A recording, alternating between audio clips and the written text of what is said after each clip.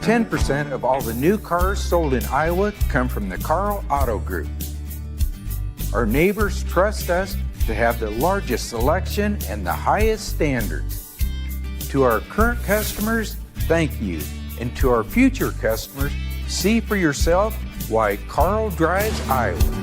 Your dealer for life, it's the Karl way.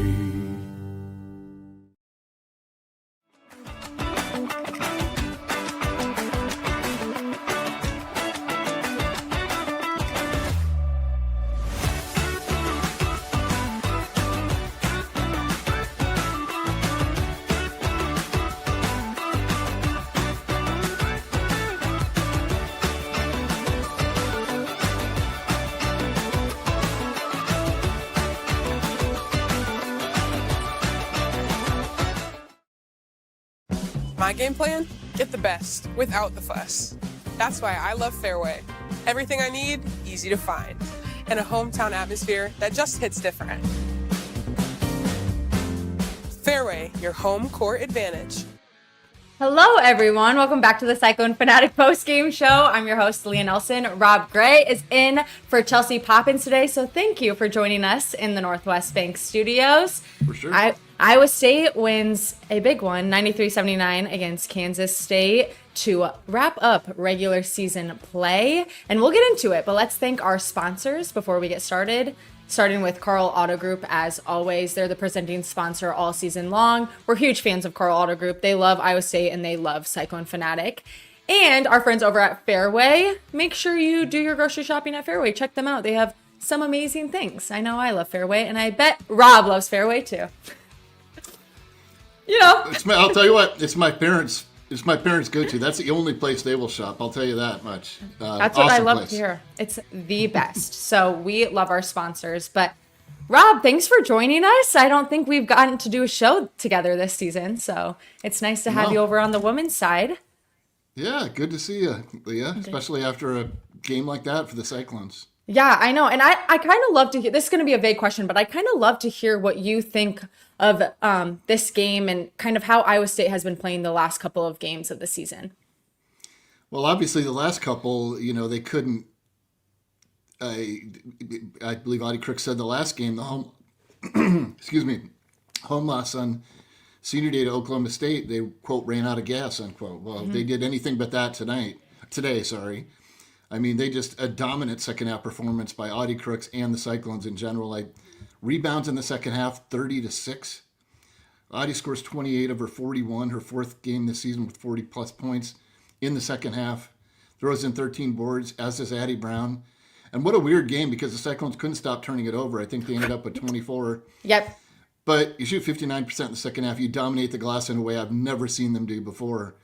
You're still going to roll out with a 14-point win against a team that's pretty tough to beat on their home floor and a team that sort of found its stride until a couple of recent losses after a tough start to the season. Yeah, I was a little nervous kind of going into this game because of the way Iowa State's been playing the last few games, but also because Kansas State is known for having other teams turn the ball over. They're, I believe, second in the Big 12 for steals, and they just have, a dominant press on Iowa State, and obviously it shows with them having 24 turnovers, but kind of what's the recipe for Iowa State moving forward to have them stop turning the ball over? Because it hasn't just been this game, it's been the last couple as well. Yeah, I mean, it's tough. You've just got to somehow have more composure when teams try to trap, when teams try to full court press you. And again, it's tough when Kansas State is, as you mentioned, Leah, very, very good in that regard. And, it's nitpicking in a game like this, but it won't be nitpicking in a game if they're in the tournament, NCAA tournament, which they will be, but playing somebody in the first round or second round, however it may be. It's this type of dominance on the glass is going to be impossible to replicate. I mean, 30-6 against anybody that's just utterly incredible. I believe, and again, it starts with Audie, it starts with Addie Brown, both of them with 13 boards. Addie did not shoot it well today, but 13 boards, she set a tone on the glass right away. Audie built off that. I believe she ended up with 6 offensive rebounds, if not more. Let me look. Yeah, 6 offensive rebounds for Audie, and I think they were all putbacks.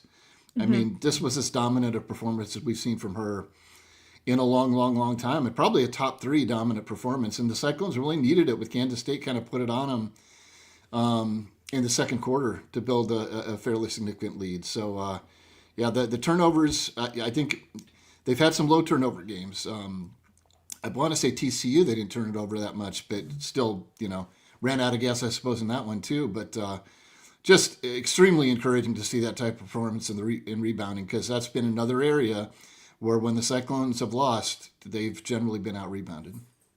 I think today was nice too because Iowa State wasn't super successful at the beginning of the game at the 3-point arc. And a lot of times when we see that from Iowa State, they start to force the ball into Audie. Obviously, today it worked with her 41 points. She literally could not miss today. But what could we, what do you want to see from Iowa State when the 3-point shot isn't working and maybe Audie isn't necessarily scoring a 40-point game?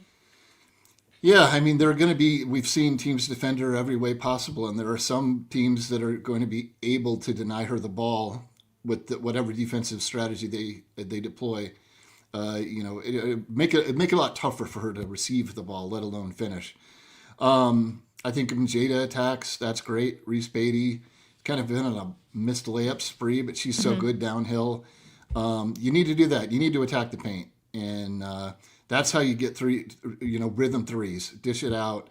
I mean, 6 of 20 for 3 for the Iowa State women today, and they get a convincing road win against a longtime foe and a team that usually they play weird and close games against. So I think the paint, just attack the paint. They've got to go into the paint. And Jada today, outside of, I think it was 8 turnovers, 7-11 from the floor, 7-7 at the line. Audie 9 of 9 from the line. Yeah. Coach Finley talks about the Jekyll and Hyde of this team at the free throw line. They can be really bad, and today they're 23 of 24. So they're either well below their standard, it seems like, or almost automatic. And I know he's scratched his head over that one, but for Audie to go 9 of 9 is huge because she's been a better free throw shooter this year than she was in her first 2 years. But she had a little roller coaster there mid-season, and now she seems really locked in there. And it's March 1st. I guess it makes sense.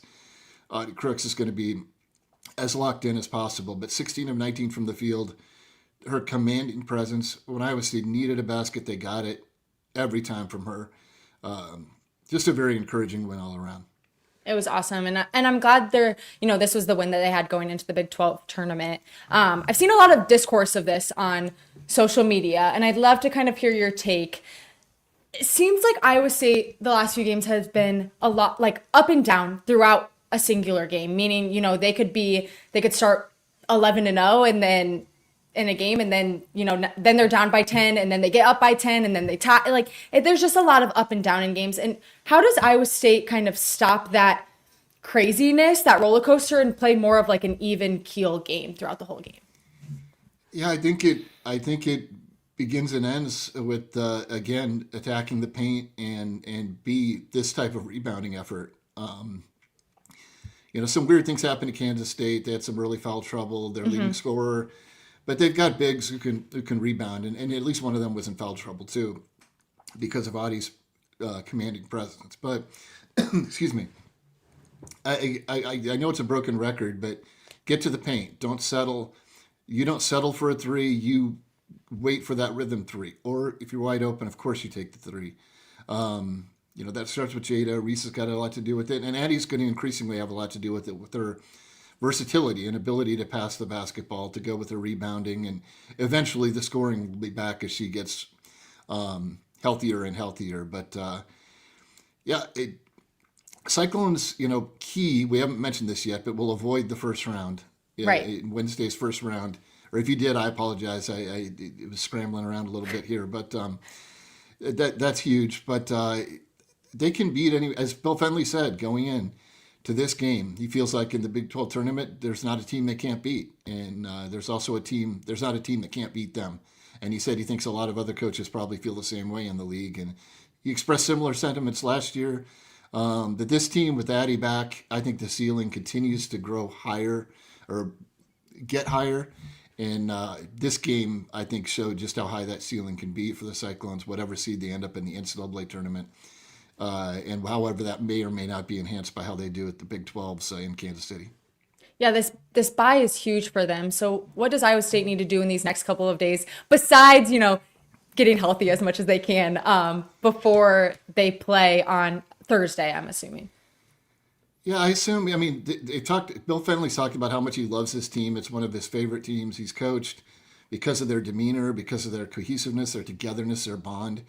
I think they just got to work on that. I think we see it today. I mean, in another, game, Jade has 9 assists, Reese has 6, and I mean, this is a team that's very together, and I think they've really got to focus on that. Again, the healthiness. We know Addie Brown's got a set rehab schedule and get kind of conditioning treatment scheduled to help her be as fresh as she can and to help her slowly mend and become more of the Addie Brown we've seen throughout her whole career. But she ends up with 14 boards, so extra impressive for her there, and 3 block shots. But I think it's mindset at this point for this team. And I think, again, if they can lock in, and as Jada Williams says, love each other up, I think this team certainly has a chance to make a lot of noise, not just in Kansas City, but significant noise in the bigger tournament to come. Rob, who's your favorite player to watch on the women's team? It would be crazy not to say Audie Crooks because of this type of performance. I mean, no one on the team is capable of that. I mean, Jada did score 40 plus, shattering her career high, set earlier this season with Iowa State, but in a very different game where Baylor dared her to shoot, and she finally did enough. She was efficient in her 44-point game, I want to say. I can't remember exactly, but I don't think I can say one. I think when Addie is healthy and dealing and in rhythm, it's her, because she sees, as Bill Fennelly said, she sees the next play before anyone else does. And as good as Jada does and dynamic as she is, I believe she has that quality too, but Addie has it all the time when she's fully there. And we've seen it already in her return. Just some of those no-look passes where she can sense, oh, everyone thinks I'm going to Audie here. Well, here I am going to tuck a pass into the corner, and there's a 3. So I guess I'd say Addie, but when they're dealing like this, everyone on the team's a lot of fun to watch, obviously. I think you answered that perfectly. It is so hard to pick one player because each night someone shines in their own special way, whether it's AJ on defense. Well, honestly, her with her 3-point shot recently has been amazing to watch, and just so many people coming off the bench, people getting their time. Like, it's just, Iowa State, this is a fun team to watch, and I think this was a huge win going into the Big 12 tournament. So I appreciate you coming on the show. We always love having Rob give his insight on the women's side, so thank you. We appreciate it. But we will be back here after the Big 12 tournament games. We'll be giving you your post-game show. So shout out to our sponsors, as always, Karl Auto Group and Fairway, and shout out to Aiden for producing. Thanks for listening.